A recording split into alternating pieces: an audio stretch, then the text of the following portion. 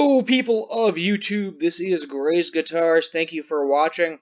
Today we're going to be talking about a few new Fender models that, to a certain extent, are ripoffs of a ripoff, if that makes sense. We'll go into detail about that later.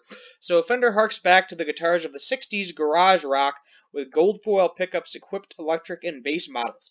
Available in a choice of contemporary and classic colorways, each limited edition model offers eye-catching aesthetic flair and mid-range bite courtesy of gold pickups. Fender has taken the wraps off its latest limited edition lineup of electric guitars and basses, a trio of models that flaunt vintage aesthetics to the 60s era gold foil pickups. Specifically, the drop compromises a Telecaster, Jazzmaster, and Jazz bass, with each example arriving in a choice of two colors. For the Telecaster, Candy Apple Burst with a white blonde is on tap. The Jazzmaster's available Candy Apple Burst and Shoreline Gold. Series also offers a 4-string, meanwhile, flashes either classic 2-color Sunburst or Sonic Blue finish. As per Fender, each model seeks to hark back to the garage rock bands of the 60s and pays homage to the guitars they played. To do so, Fender has drafted in gold foil pickups for both their distinctive Mirage Bite and unique cosmetic flair that can be attributed to artists of their select era.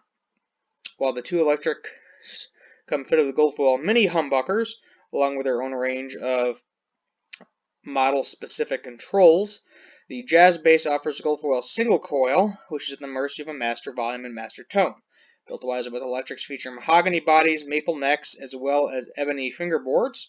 The Jazzmaster is bound and has a 9.5-inch radius, while the Telecaster has a 12-inch radius and a 60 C-shaped neck. The other universal appointments include a 25.5-inch scale length, 21 fresh through Tele, out and medium jumbo, whereas it offsets Sibling Sports narrow tall alternative. That's where the relatively similarities end for the 6 strings. Diving deeper into the Jazzmaster, it features 3 of the above gold foil mini humbuckers, which were wired to the Jag Esquire control circuit that features on-off switches for each pickup. Elsewhere, it's also got a master knob for volume and tone, and features hardware department boasting a Bigsby B50 vibrato alongside a Jazzmaster bridge with Mustang saddles. The Tele, meanwhile, is closer to conventional Fender with single cut, offers 2 gold foils controlled via master volume, master tone, 3-way switch. Notable features exclusive to this model include a 3-saddle custom cut-off vintage-style Tele bridge with brass saddles and white pearlite dots, capping off the collection. Jazz bass sports an alder body, maple neck, 9.5 radius, ebony fingerboard, which is pretty nice. Ebony fingerboard on a bass, you don't see that very often, which in turn is adorned by 20 medium jumbo frets, white pearlite dots. Honestly, I don't know why they're calling this a jazz bass. I feel like this looks more like a P bass, with the one pickup in there. 34-inch scale length, 4-string, comes equipped with vintage-style lollipop tuners, 4-saddle bridge, as mentioned above.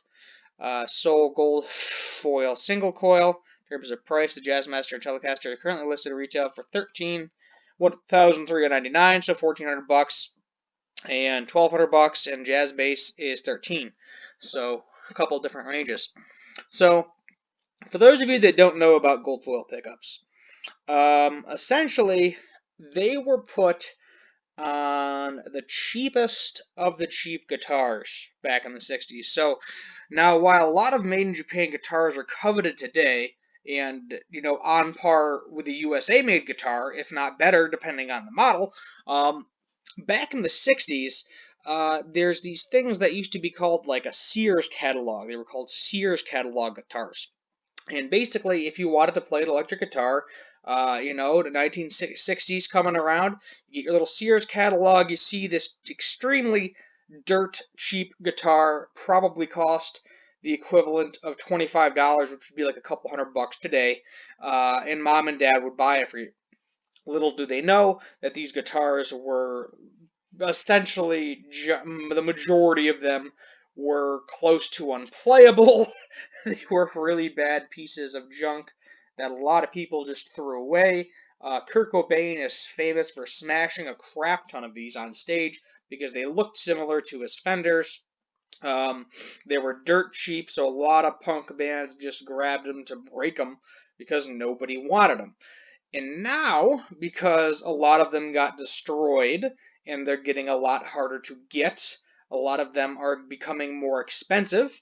Um, Fender thought they would try to tap into that market because Fender, to my knowledge, has never produced a gold foil pickup in the 60s. Um, they had the Jazzmaster back then. With the head, it's traditional Jazzmaster style pickup. Same with the Jaguar. Nothing to my knowledge that they had produced in the 60s. But when I think of a 60s guitar, I think of a Tisco, if I'm saying that correctly.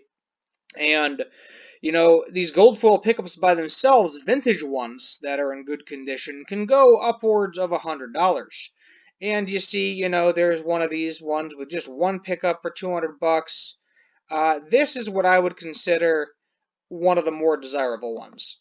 So this is your 3 gold foil pickup, on-off switches, your fake Bigsby, because all of these things have like a really dirt cheap pot metal chrome-plated vibrola on them. I would know because I actually have owned one of these guitars. It didn't have these particular pickups in it.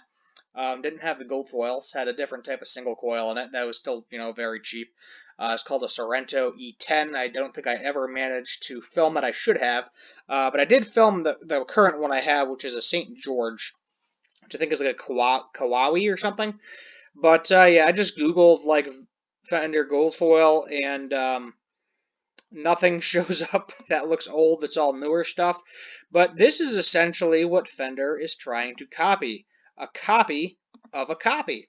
So a lot of these things were offset designs. They copied, the Jazzmaster, Jaguar style body. So yeah, there were some strats, but typically it was an offset because with offset, you don't have to make everything perfect, and they were far from perfect. A lot of these, the truss rod didn't work, the nuts were terrible, the frets were terrible. Everything about these back in the day were terrible, and Luther's especially hated working on these things. A lot of them came in with warped necks because you're talking this is pre-CNC machine. So all of this is hand, and these things are cheap. So people in Japanese factories are just hammering these things out as fast as they can to sell them for the Christmas rush back in the 60s and 70s. And the quality just for a majority of these wasn't there. I've seen a few of these that have had warped necks, and they had it since new, so a lot of people turn these into slide guitars if they have warped necks. Some people will rip the pickups out of them then because the pickups do typically have more value than the guitars. I think I had one that was water damaged. Some of these you're lucky because, they didn't get thrown away. That's where you see a lot of these pop up now that are in really, really good condition. Basically, it got bought for that kid back in the 60s, and then, they put it in its case or it went under a bed. I doubt any of these things actually came with any type of case. I can tell if they did, it was a very cheap, junky case. And it got put under a bed. It didn't get touched for 40 years. They brought it out and they're like, oh, yeah, good times. I remember playing that when I was a teenager. They messed with it for 5 minutes. This thing's kind of a piece of junk. Maybe that's why it's been sitting under my bed for 40 years. And it went on the local Craigslist for $50. Because back when I first started playing guitars, I think these just started to get really rising in price. Kurt Cobain definitely did a lot of that. A lot of, a couple of grunge bands. Jack White from the White Stripes, I believe, has played some of these old 60s guitars. And you couldn't give these things away. I mean, you literally were giving these things away back in the day. And now, because so many got destroyed, so many got smashed in the process because they were cheap. They were thought of initially as cheap junk. You just don't hear that sound anymore. You don't see gold foils very often anymore. Original ones at the very least. So they have come up in value. And Fender is trying to jump into that market for a lot higher price. I think they should do a Squire line of these because that would be more price range of what they're trying to copy originally. And they did have binding on these things. Some of them they did have fancy inlays. I will see if we can find another one here. But, you know, it was all very fat. Yeah, there's one that's got some binding on it. But it was all very quickly done. You know, it was slapped together. And that's what they're trying to copy. So Fender is essentially making a copy of itself. And then, you know, kind of jumping into the gold foil market as well. Because as I said, you know, if you're trying to get gold foil pickups, you can, depending on the model, you're talking, you know, $100 a pickup, essentially. You know, you can get a set of Seymour Duncans for $100 a pickup. Um, but there it is. There you have it. I do think these are cool. Um, I think for what they are, they should have been under the Squire brand as opposed to the Fender brand. I'm not sure if a lot of people are going to buy these because these are surf guitars. I mean, ultimately is what this comes down to. Surf guitars, surf bass. Yeah, you can use them for other stuff, but that's what they were kind of all used for back in the 60s, at the very least. But hit that subscribe button, turn on that notification bell, leave a like, leave a comment, let me know what you want to see for future music and guitar related content. Thank you for watching, and as always, have a good one.